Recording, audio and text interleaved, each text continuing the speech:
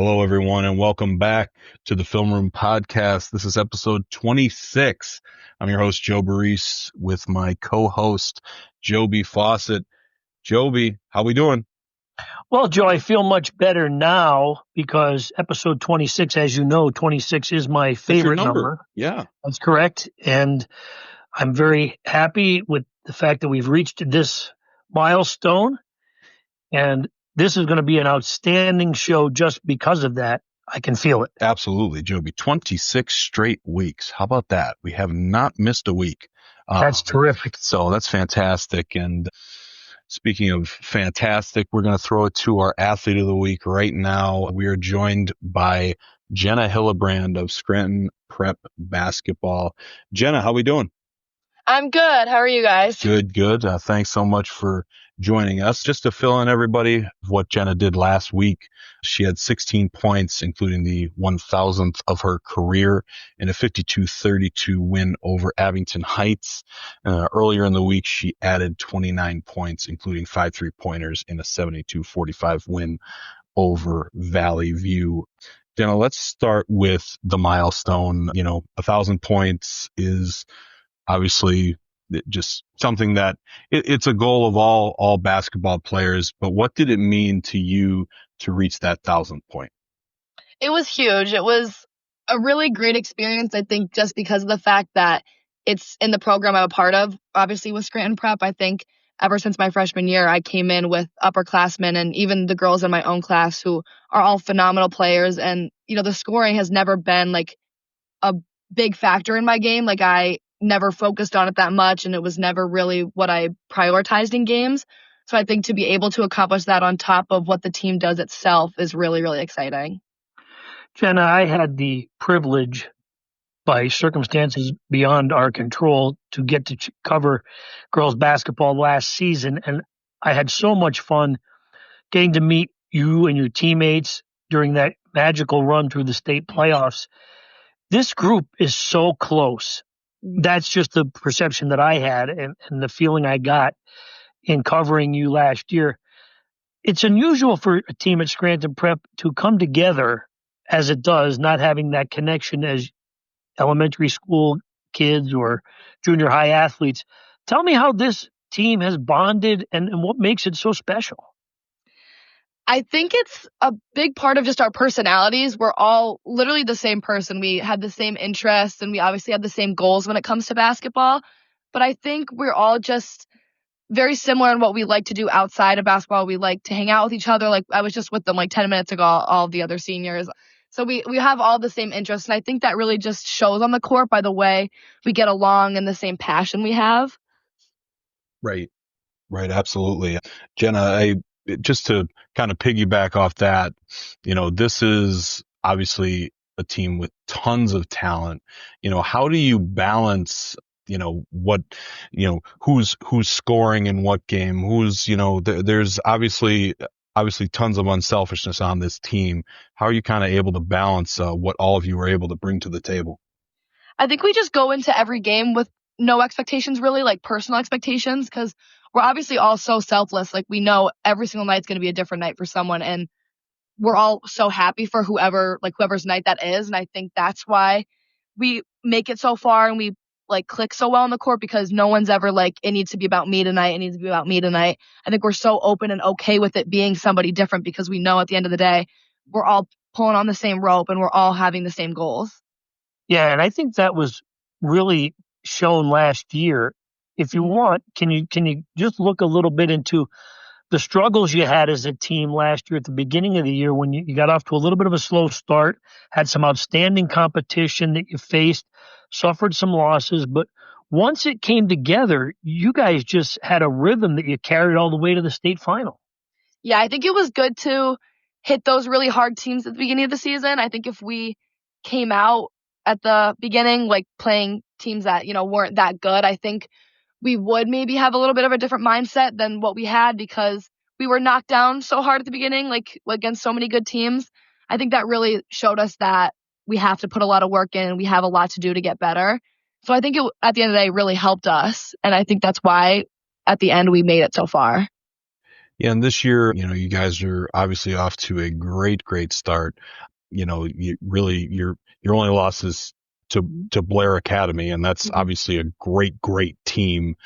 How are you guys feeling right now as a team, and like how do you focus game by game, knowing that you want to get back to the state final like last year, and it's got to be difficult to focus game by game when the ultimate goal is being in Hershey at the end of the year.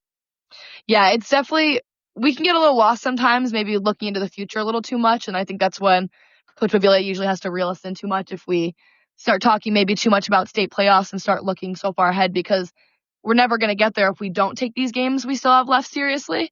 So I think, especially after the Blair game, after being undefeated, I think that was kind of a good eye opener that there are teams out there that are really, really good that, we could play with, we could beat, but we still have work to do. Jenna, I know Coach Pavilla will be happy if I ask you about this, but one of the real kind of defining parts of this team, while your scores are impressive and reaching 1,000 points is significant, but this team really dials it up on defense. And I know he preaches it in practice. So tell me how you and your teammates have kind of bought into that philosophy that you are going to be successful if you really excel on the defensive end. Yeah, it's really been hammered into us since our freshman year that defense wins games and defense wins championships. I think we know that we're going to have offensive sets, we're going to have plays, we're going to make runs on offense, but when we play against really good teams, they're also going to have sets and they're also going to score on us. So that's why we really have to lock in practice and make it our main focus in games. That defense is what's the most important. So reading your Athlete of the Week interview that you did with our colleague Sam, looks like you're not going to continue your basketball career at the next level in college. So, knowing that, what's it like being a senior this year, knowing that this is kind of your last hurrah? Yeah, it's definitely emotional and upsetting, and I think that's where we might find ourselves, me and my teammates, looking so far ahead that there is an end. And I think it's now starting to hit us with having all of our the last district games coming up and our last league games coming up, and we have our senior night. So I think it's starting to get really real now, and it's definitely upsetting, but I think if we just play how we are right now and get to the goal we have at the end, that'll make it a little bit better on top of how sad it will be. But I think it's going to be a good experience that I'm going to look back on and have no regrets and no bad memories on.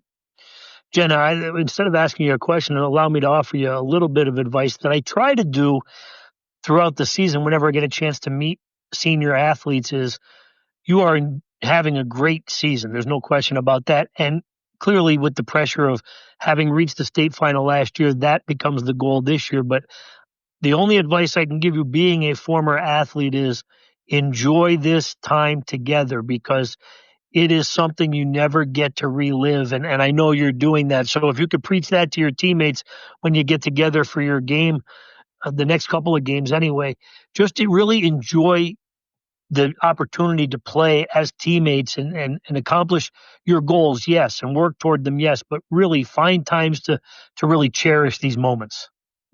Definitely, yeah. Absolutely. Let's go back, Jenna. How obviously you love the game. How did you get started in basketball?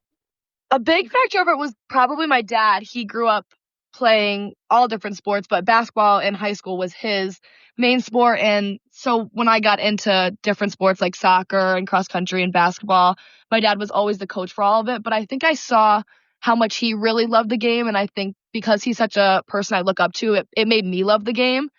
And so that's kind of what got me started. And then I realized that it's obviously so much fun to do. And then I think I kind of hit a point, maybe 7th grade, 6th grade, where I realized not only do I love it, but I really want to be good at it. And it's something I really want to work at.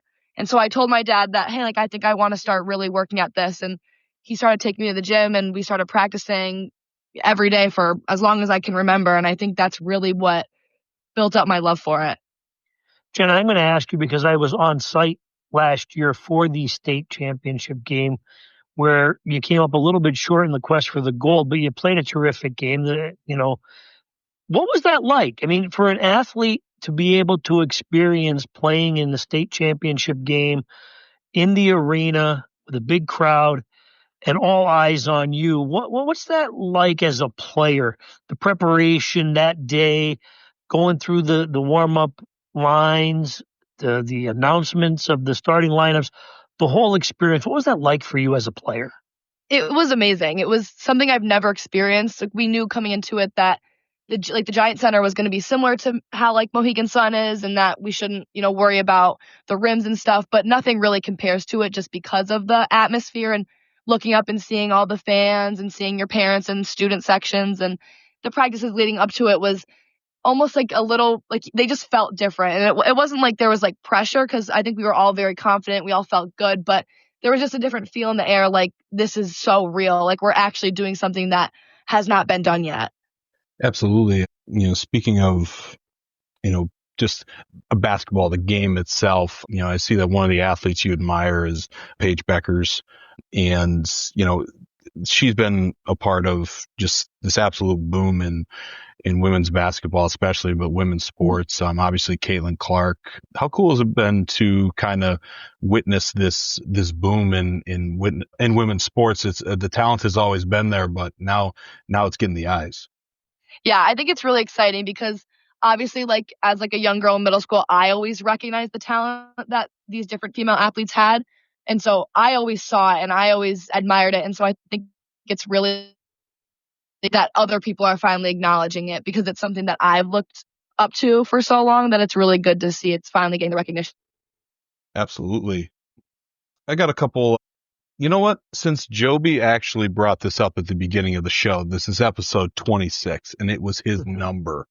I was number 24 when I played high school. You are number 24.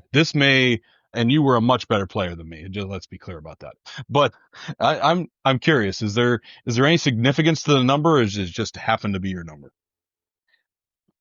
I think it's just kind of over time become my number because I've worn it like growing up. But I think, if I can remember correctly, what got me started was because my dad in high school, he had like his home jersey, I think, was even, his away was odd. So his one was 24. Okay. And I just really liked it. And I looked up to him. So I was like, yeah, I think that's going to be mine. And so now every time I need to pick a number, that's usually what I go to. That's cool. Yeah. That's cool. Joe, I'm old enough to remember those days when the homes were the even numbers and the odds were the away jerseys. That used to drive everybody crazy. That's funny. Jenna, and obviously, Jenna, there was a big game last night. And there was? I believe, well, if you're a Chiefs fan, it wasn't much of a game, but I believe you were rooting for the Eagles. So what did you do? What did you do last night, and how'd you enjoy last night? I was with my parents for a little bit. They got food, but then I went out with a bunch of my friends and we had like the game on and we all just hung out and watched it. That's great. That's awesome. Awesome. Well, Jenny, you have a couple of games left here in the regular season. How are you and your teammates preparing for the goal and certainly the challenge of defending your district championship, having already clinched the Lackawanna League Division I title for an 8th straight year? Yeah, we're just kind of keeping the same mentality we've had all season, not trying to change what we've been doing, just coming in every day and really focusing and making sure we're being serious and making sure the other girls are serious, and maybe the girls that are new to the program, making sure they recognize how important this is to us and to our coaches. Jenna, real quick, at Scranton Prep, there's always been a high level of success in the team aspect of it, but this year, clearly with the boys challenging for the Division I championship and having won districts last year, as you did it as well. What's it like during the school day at Scranton Prep as these basketball teams? I mean, the swim teams are great. The basketball teams are great. What's it like as an athlete at Scranton Prep these days? It's really fun. I think everyone recognizes each other and everyone sees the accomplishments each sports teams are doing. So I think you'll be in the hallway and I'll see someone on the swim team and recognize a good meet they had, or someone will see us after a win and congratulate us, or we'll see the boys team and congratulate them. And I think it's just really exciting because it shows how close-knit like the community is. Absolutely. Joby, you got anything else for Jenna? Oh, heck, I could talk to Jenna all day. I know. Afternoon if Seriously. She's such an excellent interview here. Like I said, I got a chance to meet her last year, and what a great ride they had. No, listen, Jenna, congratulations to you and your teammates. You have an extremely talented team there. I want to wish you the very best, and hopefully I'll get a chance to cover one or maybe two games as we move forward here in the postseason. But congratulations on this accomplishment and etching your name in the history books at Scranton Prep. Thank you. Thank you guys so much. Thanks, Jenna. All right. Bye. That was Jenna Hillebrand of Scranton Prep basketball. Our she's a athlete of the week. She's a bulldog when she plays. I mean, there are a lot of talented players on this Scranton Prep girls basketball team. We've talked about it all year, and she really is one of those real tenacious players who focuses in on the fundamentals, and whenever they need a really key moment or a key basket, they turn to her as one of the leaders. I know Bella Dennebaum's a leader there, and Maya Jenkins, and they just have a really, really talented team. Absolutely. Joby, I'm happy you brought up, asked the question about what it's like to play in the state final. And, I never had the opportunity to actually get on the floor for a game at the Giants Center.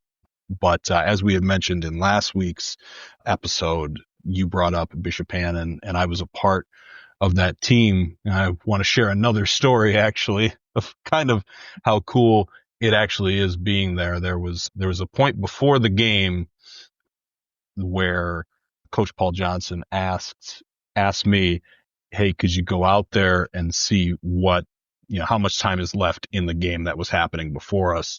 And so I walked out of the tunnel and to look, and what I didn't realize is that the entire Bishop Hannon student section was directly behind me. And all of a sudden they just start to go, it's Joe, it's Joe. And they just start like chanting like Joe, Joe, Joe. And it was just like, and that, like, I'll never forget that, because that was like, it was such a random moment, but it was such a cool moment where like just everyone is like chanting my name for absolutely no reason at all, except that I walked out of the tunnel by myself. And you did it quite well, Joe. Oh, I nailed it. Listen, I got back to coach. I told him how much time was left in that game. I did my job, so. You often do your job quite well, Joe. Thank you. I appreciate that, Joby. But see, that's just a small thing of, actually being on that floor, playing in that game, regardless, obviously you want to win, but just to be there is really an accomplishment and really special to play there. So hopefully that team gets back there, but they're looking really good, Joby. They are, Joe. The Scranton Prep girls team is terrific.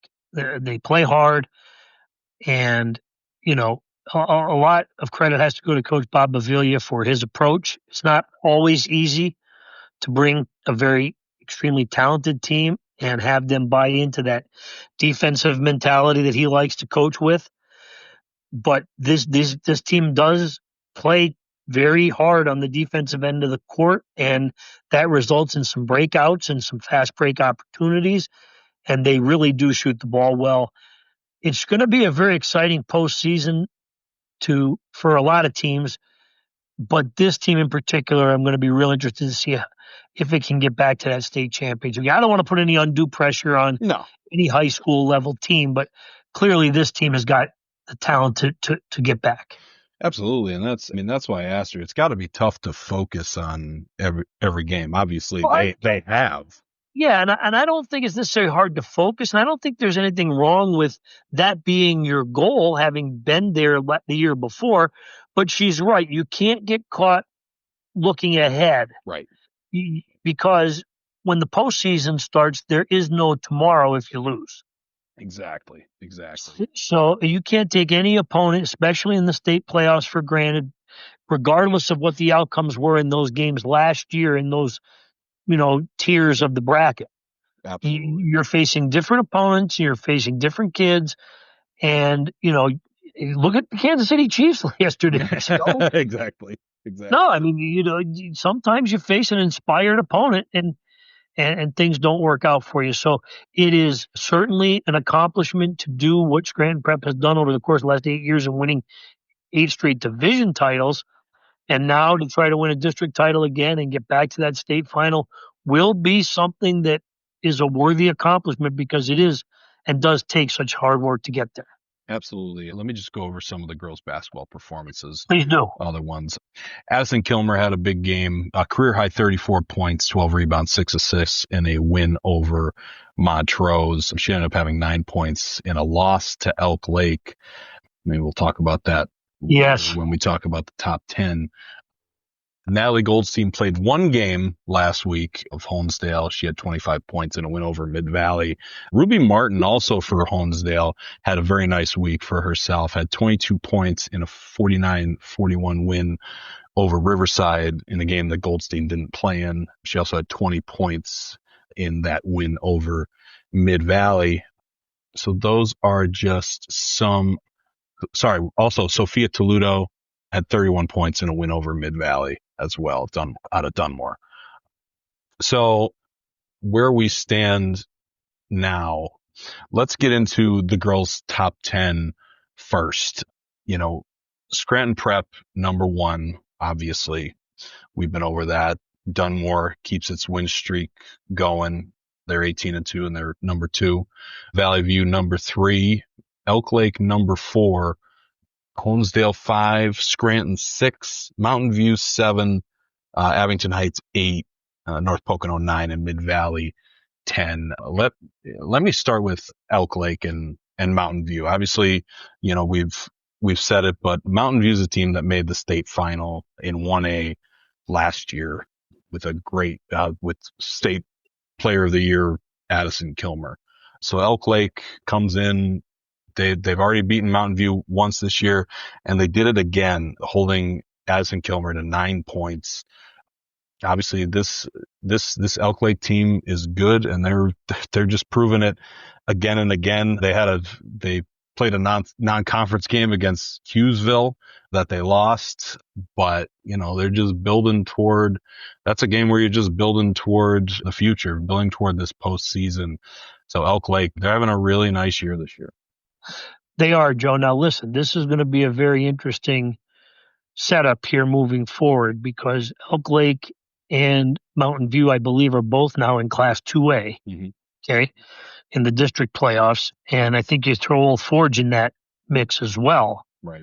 With Julia McCullen, who led her team to a victory on Sunday over Riverside, which kind of helped snap a couple of game losing streak for Old Forge. But that's right, 28 points for her. Sorry, I forgot to mention that. That being said, Mountain View, it's going to be interesting to see how this team responds to the 2 losses in the regular season to Elk Lake. Clearly, the Lady Warriors have found the formula to kind of contain Addison Kilmer the best that they can. Right. She only had 9 points, I guess, in the last matchup. Yeah. So, you don't want to get too far ahead of yourselves here, but they're the top 2 seeds in Class 2A and probably going to have to, at the very least, face each other again if they want to win a district championship. So that'll be certainly interesting. Old Forge is going to want to have something to say about that. But yeah, congratulations to Elk Lake, as have won the division championship in Division 3. That is at least clinched a tie for first place if the bottom falls out this week. Right. In the final 2 regular season games, which I don't foresee. No. But yeah, so congratulations to them. And it does set up for a very interesting postseason in Class 2A, to say the least. Absolutely. I guess elsewhere, I believe there's a big game this week between, God, I hope it's not tonight, Dunmore and Honesdale. It is tonight. That is tonight, Monday night. Yes, Jeff, we're recording this on Monday. Yes, sorry. We are recording this on Monday. Yep. And our colleague Scott Walsh will be there. So that's obviously a big game in Division 2. Boy, Joe, this is going to be a game that's going to kind of give you an idea of where Dunmore and Honesdale both are heading into the postseason. They're going to move forward in different classifications, with Honesdale being in 4A, Dunmore being in 3A. I would like to think that Dunmore is the overwhelming favorite in 3A, but again, we'll get into more of that prognosticating when we get a little bit more in depth with the seeds and where teams are and where they have to play.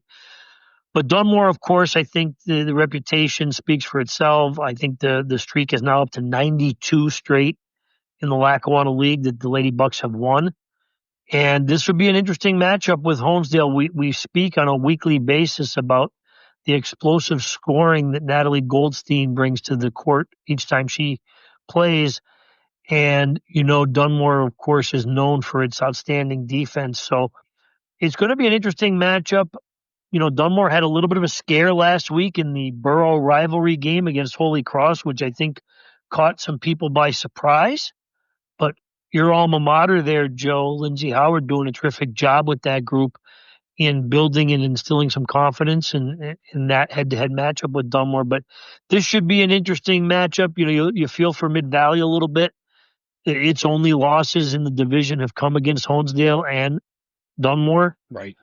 And so that's gonna be an interesting thing too, Joe, with Dunmore and Holmesdale. If Holmesdale were to pull off an upset there, it would set up certainly a tie for first place in the Division II standings and could potentially set up a playoff for the division title. Absolutely. And, be sure to should get this uploaded tonight, fingers crossed. So if you're listening to this, be sure to go to the Times-Tribune at the Times-Tribune.com/sports to see Scott Walsh's gamer on that. So, we'll probably have some more to say next week on girls and boys. We'll get to boys in a minute, but, to see how the district playoffs. Well, they'll be starting next week, Joe, when you're taping this. So you're going to have to try to squeeze this taping into Mike's busy schedule next week. Exactly. And Joby, the district championships for wrestling will be it will be next weekend as well. So it's going to be. Joe, I understand you're going to be extremely overworked in the next couple of weeks as well. And Joby, I've got to do my Oscar picks in there as well. We actually did me and my obviously fellow Take Two blogger did our photo shoot today, and I went down and let's see, Chad shot it as he usually does. Chad Sebring, and we parked downtown and did the shoot in an alleyway and came out and I got a ticket. Outstanding, Joe. It's just like the old days, Joby. Yeah. Well, without any spoilers, Joe, I don't want you to give away any of your trade secrets there. But as you know, I'm a loyal follower of the Take Two. You are. Movie blog, and I enjoy your reviews. And I can't tell you, listeners, the number of times I reach out to Joe for some theater recommendations because my life can't revolve totally around high school sports, Joe. I have to have some other outlets. Otherwise, I'm going to go completely bonkers. But yeah, I want to get you and Rebecca Kivak here on this podcast. I want to get her on next week so we can chat a little bit about the Oscars. But not only that, Joe, about the movie industry in general, where you both see this headed because, I don't go to the theater that much anymore. Right. Exactly. And I'm a movie guy, Joe. Exactly. Number one, I can't afford it. Right. It's true. But no, listen, I want to get both of your opinions on the 10 movies that are, that's a lot of movies up for the Oscars, considering I don't know 9 of them. You did. Exactly. Joby, at least you saw Conclave. There's one. That's the only one I saw. So yeah, no, it's that's my favorite then, Joe. It's simultaneously your favorite and least favorite of the 10 Best Picture nominees. Yeah, just to give you a little bit, I think I'm gonna pull a doubleheader on Wednesday, go to the theater to see Best Picture nominee I'm Still Here, and September 5th is nominated for the screenplay category. So I'll be trying to catch up with that as well. It's going to be an interesting race, Joby. It's filled with controversy already, filled with, Joe, what isn't filled with that's controversy? everything, Joby. Everything is controversial. Exactly. Like everything is controversial. It's September 5th, by the way, if you're not familiar with that screenplay, that is not a documentary on the first edition of Game Face 2024 publishing. It's not? No, that's No. disappointing. Yeah, it's not. It's good to know going into it, though. Yeah. But yeah, no, we'll see, and we'll have to let you know the movies that you should maybe try to pick off. Joe, how about a plug? When is this Oscars publishing? So our Oscar column will run the day of the Oscars, which is March 2nd. It will be on that paper that Sunday, March 2nd. You'll get to see a picture of me and Rebecca dressed as Bob Dylan and Joan Baez. So, well, you're giving it away. I know. That's true. That's true. I think people will want to see that. So I don't want to, I think that'll bring more people to the page. Absolutely. No question about that. Exactly. So, well, I'm looking forward to your predictions, Joe, to say the least. I always do. Even though I don't know any of the movies that are up for any of the awards. I appreciate that. I do. So let's see, Joby. Where were we? Boys basketball. So you were at least at, I know you were at another one, but geez, my mind is, but you were at the Scranton Prep Abington Heights. Correct. Boys basketball game most recently. Obviously Scranton Prep comes up with a big win. They, Bryson Martin, friend of the show. Yes. 1,000th career point in that game.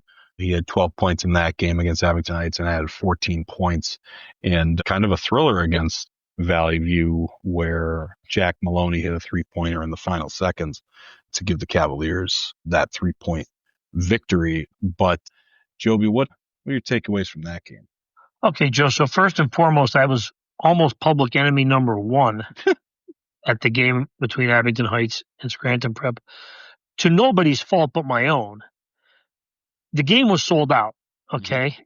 And you know how I am, Joe. I like to get there right before tip. Oh, yeah.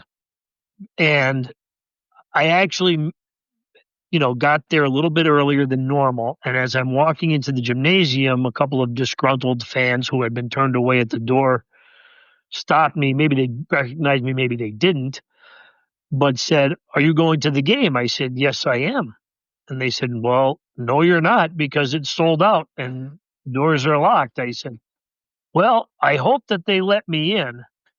And at that point, I had texted you, Joe, and I said, "Joe, listen, if I go to the front door here and I'm not able to get into the game, I'm just going to go home and watch. And we'll rely on the fantastic team at Abington Heights or Scranton Prep to get me details." But anyway, fortunately, Abington Heights athletic director Enrico Mastriani got me into the game, and I was able to enjoy the pregame ceremony where the school district honored legendary and Hall of Fame head coach Ken Bianchi and his longtime assistant Jeff McLean. Both of them retired at season's end last year, and it was a very nice, well done ceremony. Before the game, they were presented 2 beautiful trophies. There were some video tributes on the scoreboards, the digital scoreboard that Abington Heights has in the gymnasium. But what tends to happen, Joe, that's why I think when you get ready to watch a Super Bowl, it's such a different game than any other game you watch during the course of the regular season. Anytime you have these types of ceremonies, and they're always great to be a part of, it does kind of throw your athletic clock off a little bit.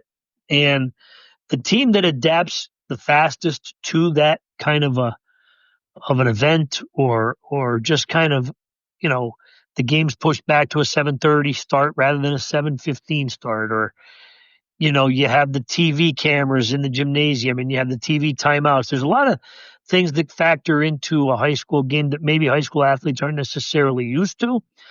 But whatever, Scranton Prep came out and played a heck of a basketball game. The first quarter was played well between the two rivals, but in the second quarter, Abington Heights scored the first 2 points, and then Scranton Prep reeled off 22 straight, and Packy Doherty just went off. I mean, we've seen him do this in the past. He had 9 3-pointers in a game in the state playoffs last year where he ended up with 40 points.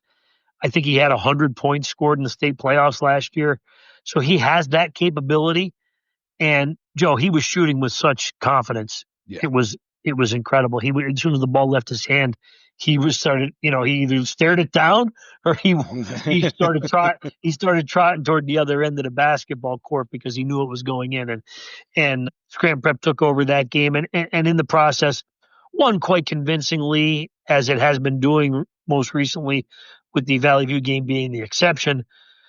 So Scranton Prep clinched a tie for first place and no worse than a playoff game for the Lackawanna Division I championship. Now Scranton Prep finishes off with West Scranton Tuesday night, and then I forget. I think they play Wallenpaupack or somebody on Thursday. But Scranton Prep seeking an outright division championship. I think first one since 2017. But Coach Larry Reagan has done a great job with this group.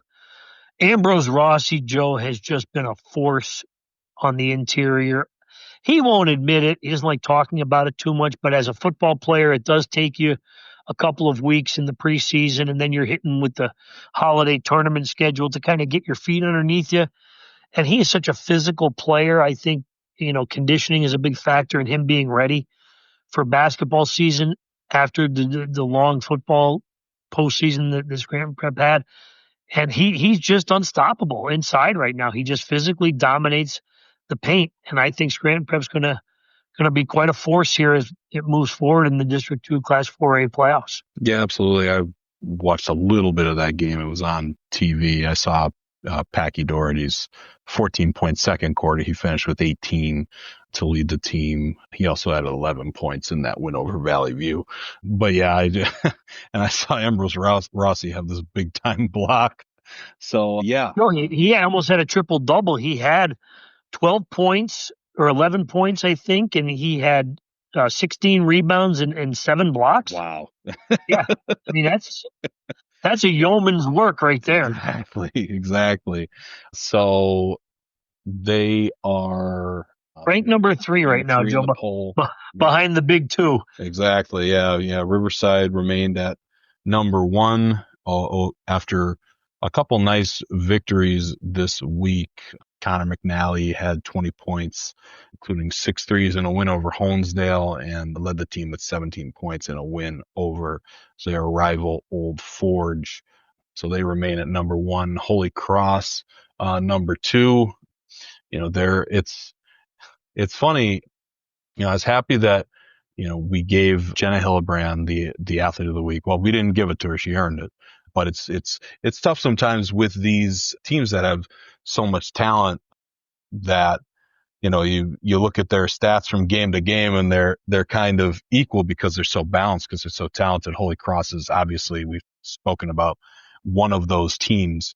So, but anyway, that's just an aside to how good Holy Cross is, as we've mentioned. Yeah. So Joe, listen, what was announced today too from LIA basketball president, if Holy Cross and Riverside are able to navigate these last 2 games of the regular season, and obviously they'll finish tied. Right. They are scheduled to, if they do finish tied, again, anything can happen. Yep. They'll play a playoff game on Saturday at 3:00 at Carbondale Area High School. Okay. Yep. Larry Gabriel III, kind enough to, you have his facility there be the venue for championship events. It's such a great atmosphere there at Carbondale Area, very spacious gymnasium. One of the things, though, Joe, that's going to factor into this moving forward is, I know you're big into this because you're kind of like the tornado chasers from Twister. You're a big weather follower. And that's right. From what I'm gathering, there's going to be some accumulating snow on Saturday. Yep. And that's going to be a factor not only for the basketball end of season here, because there's a very small window for the Lackawanna League and the Wyoming Valley Conference, which is playing a postseason tournament Right. and the start of the district playoffs, which is next Tuesday and Wednesday. Right. In addition, Joe, the big Les Richards swimming championships are scheduled for Saturday. Look at that. Yeah. So it's very nice and kind of Mother Nature to bombard us with a big snowstorm on what is a very busy high school sports Saturday, but I digress. We'll cross that bridge when we get to it, Joe. But right now, if Holy Cross and Riverside are to finish tied, they'll play this thing off on Saturday, tentatively, 3:00 start at Carbondale area. Right. Breaking news here on I love it. On the Film Room Podcast. Film Room Podcast. I love it. I love it. And Les Richards, geez, I didn't know that was happening this Saturday. That's exciting. Joe. Have fun trying to navigate those two things. Well, listen, that'll be somebody else's. Exactly. Well, what's going to happen, Joe, is we'll do the best we can with the schedule. Obviously, I'm the swimming writer and the boys basketball writer, and I try to do my best to juggle both of those very busy sports. Believe it or not, Joe, I enjoy the Les Richards Championships because it gives us an opportunity to see the best in the area, and it does bring in a couple of outstanding swimmers from Tunkhannock and Hazleton area. And it is a high-intensity event, and it's kind of a preview for the district meet, which happens 2 weeks from Saturday. Right.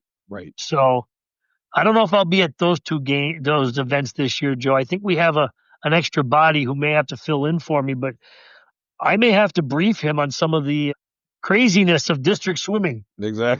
Exactly, Joby. Before he dives in, Joe. Oh, I see what you did there. But we'll see. But yes, so some big basketball ahead here this week in the final week of the regular season.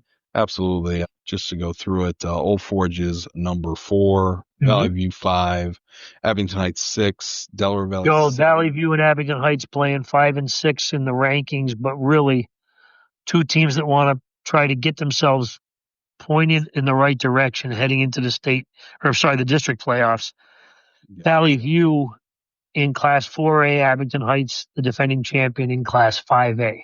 Absolutely. So we got Delaware Valley at 7, Scranton at 8, Elk Lake at 9, and Mid Valley at 10. A couple of the performances that I haven't touched on yet. This is going to be one of my pronunciation struggles, but Logan Ayat, Joby? That worked for me, Joe. That work? Yes. Apologies to Logan, but he led the team, led Elk Lake with 18 points and a win over second place Mountain View, and had a team high 13 points in a win over Lackawanna Trail. That ended up clinching a tie for first place in Division 3. Great performance by him, Joe, if I can interrupt you really quickly, because Elk Lake's been battling some injuries here at the end of the season and needed a big performance out of him in that Mountain View game, and he came in clutch. And then Elk Lake, you look at that, you come off of that big win over a rival in Mountain View, and then you have an opportunity to play the team that beat you in the first half of the season, Lackawanna Trail. And again, he turned in a pretty solid performance there, with a couple of the guys coming back to starting lineup. So Elk Lake, Joe, in position to clinch a division championship needs one more victory to win it outright, but has clinched no worse than a postseason game if indeed Mountain View and Elk Lake were to tie for first place. Right. Also, Scranton's Jonathan Levine scored team high 13 points in a win over West Scranton, had a team high 15 points, including 4 3-pointers and an overtime win over Wallen Pawpack. Also, a low-scoring affair, but Jeremy Calley, Mid-Valley, had a game-winning layup with 3 seconds left to give the Spartans a 29-28 win over Honesdale. So that was a lot of interesting basketball that happened last week. So, Joe, listen, I'm very close friends with Mid-Valley coach Mike Abda, okay? Mm-hmm. And he and I had arranged to have a conversation and do a little story on Connor Hughes that ran in Sunday's paper, because Connor is such a big part of this program, and Mike Abda just loves the kid and his effort. And he was injured early in the season as a senior, and that's always difficult for a coach to watch one of your senior leaders suffer an injury that kind of sidelines them for an extended period of time. And he missed 6 weeks of basketball, a sport that he does enjoy. He's an outstanding football player as well. I know you saw him a couple of times this year, Joe. But Coach Abden and I kind of joked that we had set this up a week in advance, and I said, "Now listen, you got to do your part. You have to beat Honesdale on Friday here, and Honesdale's a pretty good opponent, and that'll kind of bring the story together, and we'll sit down and we'll talk on Saturday morning." And I was following the game on Twitter, as I often do. Mid-Valley Athletics does a good job of keeping fans updated on Twitter, on X, formerly Twitter. Elon Musk is going to be sending me an email shortly for a couple of reasons, Joe, but that being the least of my problems. And so I said, "Coach, you had a game for the ages, huh? The Stone Ages." 29-28 for goodness sakes. We have players scoring that many points in a game. Exactly. And he gets a charge out of that because one of the things that he and I have always kind of gone back and forth with is he's like Bobby Bavia over at Scranton Prep Girls. Defense, defense, defense. And you, Joe, you're all about the NBA style where we just run up and down the floor and just chuck the ball. Chuck threes. That's right. Fires up a shot. All bets are off. And Coach Abden and I have always kind of like blocked horns and butted heads. I can tell you even games he's won, like crucial games he's won 42-40 or whatever. And I've said, I'm never going to get you to get out of this defense first mentality. So just keep doing what you're doing. But he kind of goads me a little bit too into it. But anyway, happy for Connor Hughes to get back in action. And they have a couple of really good kids on that Mid-Valley team. They're not gonna set any scoring records, that's for sure. But we know a couple of these kids, Joe. We've done some interviews with them. Jacob Lesher, he was happy. He was kind enough to help me out with the story on Saturday, and I was in a quick turnaround to do that story, Joe. But it was nice to kind of reach out to Connor, and you can almost hear in his voice on Saturday morning, even though he was a little groggy from what would I assume would be a late celebration, much like Jalen Hurts was in his interview today, post Super Bowl. But he was kind enough to do an interview with me, and you can just hear in a high school kid's voice the joy of getting back out there and playing. And he knows he's got a long way to go to get back to where he needs to be. But, great that he's going to be able to finish out his senior year the way he wants rather than being on the bench in civvies. That is seriously, that is great, Joby. And good job by you turning that around with our early deadlines on Saturday. Insanely early. My goodness. Yeah, well, I'm up at the crack of dawn anyway, Joe. True. That is true. So downing 4 cups of coffee. Of course. Joby, are we ready to move on from basketball? Sure, Joe. Whatever you want to do. It's your show. Oh, yeah, that's right. You keep telling me that. It is my show. That's fair. So I just want to touch quickly on wrestling. We did have the state team duels championships play out last week and into the weekend. Our District 2 teams both lost in the first round. Wampaupack lost to Nazareth, who's obviously a District 11 state power, who finished second in the state, losing to Bethlehem Catholic. So the thing to take away from that, though, is, being there. First of all, I was happy to have the ability to watch a state team duels with a District 2 team. Usually don't have the opportunity to go to Hershey for those. But what I was really impressed by was their ability to hang with a team that is such a state power that's captured a state championship, I believe, 5 years ago, been to the state final in 2022 and 2023, and obviously back this year. It's weird to say, like, well, they hung in there. I mean, they did lose, but there's something about the being there and seeing, like, every match, Wampaupack brought it. Whoever the opponent was, whatever they were state ranked, they brought it. And one of the wrestlers I want to highlight is Aiden Blout. He's 114 pounder, and he really gutted out a victory against Michael Good, who's a solid wrestler for Nazareth. He had an 18-12 record at the time, but Blout gutted out a 5-2 victory. Got a takedown at the buzzer in the first period, got a reversal at the buzzer in the second period, to get that victory. Manny Caulfield came out very, very strong in his match, won his match, and to no surprise, Zayden Schock won his match by pin in 30 seconds.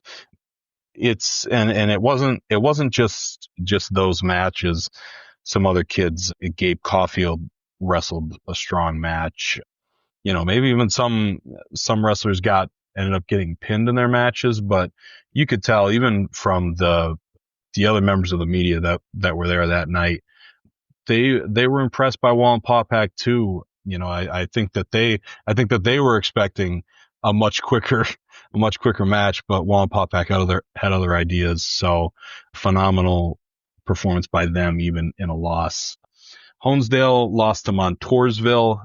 2A is just in the state. It's just a gauntlet with teams like Faith Christian, Bishop McCourt, Bishop McDevitt, Montoursville. Montoursville is ranked 4th in the state, and again, Honesdale wrestled very well. To highlight Nathan Schumann, he's a 107 pounder who, geez, he looks like he weighs like 80 pounds, but he is a force, Joby. He's a force for Honesdale, and very impressive. He had a first period pin against Montoursville's Braden Eisenhower.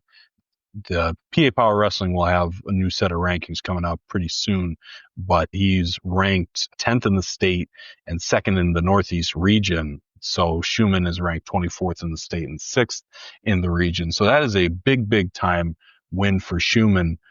Someone he could face down the road if he makes it to regionals. So it's a huge win for him. Again, freshman there. Duke Martin with a very nice victory. He's having a hell of a sophomore season. So there, and again, there were some other guys that Coach Ryan Shalata was impressed with as well, even in defeat. Morgan Wilcox was one of them. He lost at the end, but so it's difficult to say, they lost, but they absolutely performed very well in their state championship first round appearances and absolutely did District 2 proud, Joby. Yeah, and I'm looking forward to seeing how these individual athletes compete as we move forward in the district individual championships, Joe, which I think you're going to have a number of kids right in the hunt there for medals. Absolutely, Joby. It's going to be a big weekend next weekend. That'll start February 21st at Wilkes-Barre Area High School. It'll go into February 22nd. That's Friday and Saturday. It's always a crazy tournament, and now with the girls there as well, there's a lot going on, but it is a lot of fun. It's a lot to keep track of, but it is a lot of fun. So, plenty of action coming up, Joby, as we have mentioned throughout the show. Absolutely, Joe. And not only that, I just want to mention really quickly, if you pick up a copy of the Times-Tribune tomorrow on newsstands, nice little story I did on the West Scranton swimming program. Yeah, you got that. You got a Joe, basketball notebook. Yeah. Well, we're always churning stuff out, but the thing is, this swimming, I'm trying to kind of focus a little bit on some of the athletes who may not necessarily get those first place finishes moving forward in the postseason, but certainly had outstanding regular seasons for their teams. We're going to have some heavy hitters from Prep and Delaware Valley and Abington Heights moving forward here in both the Les Richards, if we have it, and the District 2 championships. So I just wanted to kind of give a little bit of focus on to what some of these other teams were able to accomplish during the course of the regular season. And keep in mind, Joe, that we are on the cusp of crowning Delaware Valley boys and the Elk Lake girls as the team champions in Lackawanna League swimming. Absolutely. I see that friend of the show, Hannah Howell, has continued to impress this year as well. So I'm reaching out to Elk Lake's coach this evening. I just want to make some arrangements here as we move forward, winning a team championship in girls swimming. Just an outstanding effort by those kids up there. Absolutely. Joby, as we wind down here, got any thoughts about the Super Bowl? I do, Joe. And first, obviously, from the show and the Times-Tribune, Scotty Wallace did a great job on a story about Philadelphia Eagles defensive coordinator Vic Fangio. I want to give Scotty some credit. Of course, Sam Freeman on that story about Anna Congdon, who I covered when she was competing in girls basketball in the district postseason there. I got a chance to see her play. And she is the fiance of Saquon Barkley. But listen, you and I spoke last week about what I thought about the game. And roster-wise, top to bottom, I thought the Eagles had the better team. Yes. Congratulations to our all-region football players who correctly selected the Philadelphia Eagles to beat the Kansas City Chiefs in the Super Bowl by an overwhelming margin. And the reason being is Vic Fangio, if anything, Joe, in this era of video game style football, has brought a little bit of NEPA football to the National Football League, and that being you have to win in the trenches, you have to be physical, and that's how you win championships. And the Eagles have adapted that mentality on both sides of the football, and they run the ball to set up the passing game rather than the passing game to set up the run game. Right. And they are physical on defense. If you can get that kind of pressure on any quarterback, let alone, you have to try to do it to Patrick Mahomes with just 4 defensive linemen and you have the rest in coverage, that makes life extremely difficult in the passing game. And when you are unable to run the football like Kansas City was unable to do, especially once it fell behind, that's a formula for success. Vic Fangio knows that. It was grained into him by Dunmore legendary coach, the late Jack Henses, and he has kind of course, expanded his repertoire and his knowledge of football and schematics, but he is rooted in that philosophy that you have to be physical and you have to dominate the line of scrimmage to win, and the Eagles won the game. Yeah, what a moment of his career, Dunmore native Vic Fangio. I mean, the Eagles played great everywhere, but I mean, the defense won that game. I know that the Eagles won by a lot, but he had the pick 6 and he had another interception that set up a touchdown as well. I mean, so for someone from from this area to just have a career moment on that stage was just incredible to watch. And he's obviously well respected throughout the NFL. I mean, I feel like the announcers bring him up 5 times a game, which is great. It's a great thing. And Joby, I think that we both picked the Eagles to win as well. Yeah, I thought the Eagles were going to win. I really did. I thought the Eagles were the better team. Yeah, exactly. And I hope people took a look at your all region players picking the games. It's always a fun thing to. Those kids did a great job. They really thought about it this year. Yeah, it was a very interesting. I read it. It was I always love reading that. So I hope people had an opportunity to read that. But Joby, I think we've reached the end. All right, my friend. Thanks for having me again this week, Joe. It's always a lot of fun, and congratulations again to Jenna Hillebrand, Joe. Make sure you mention that sponsor. Absolutely. The Athlete of the Week, as always, is brought to you by the Lehigh Valley Orthopedic Institute. It was Jenna Hillebrand. Thanks so much to Jenna for taking the time to join us, and congratulations to her. Please follow, the Times-Tribune.com/sports for all the content we have. You could also visit Joby's Times-Tribune Facebook page, Joby Fawcett, the Times-Tribune, Instagram page, Times-Tribune Sports, and also the Times-Tribune Facebook page as well for everything that we've got going on, especially now as we come into, we'll be looking at some postseason stuff, league titles as well. So be sure to follow along, and we'll certainly be giving you a lot of coverage. So.